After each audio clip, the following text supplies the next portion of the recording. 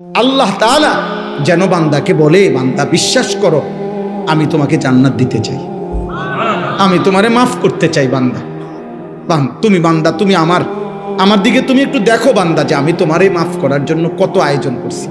তোমারে মাফ করার জন্য আমি শবে বরাত এক রাত সাজাইছি, এক রাতে কোটি কোটি মাফ করি। তোমারে মাফ করার জন্য আমি শবে কদর এক রাতে আমি আল্লাহ তাআলা হাজার মাসের রাত্রির চাইতে বেশি মাফ করে থাকি।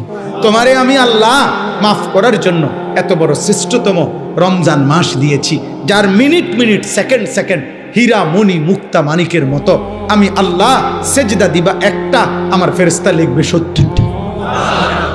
আমি আল্লাহ রহমত দিয়া সাজাইছি, মাগফিরাত দিয়া সাজাইছি, জাহান্নাম থেকে নাজাত দিয়া সাজাইছি। আমি আল্লাহ বৃহস্পতিবার দিবাগত রাতে গুনাহ মাফ করে থাকি।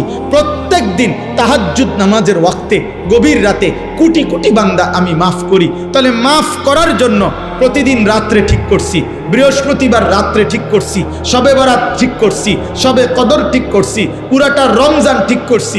এছাড়াও বান্দা 90 বছরের গুনাহ নিয়েও যদি কেউ আসে, আমি আমার বন্ধুকে বলছি, বন্ধু যদি সে সত্যিকার তওবা করে আমি একসাথে মাফ করে দেব।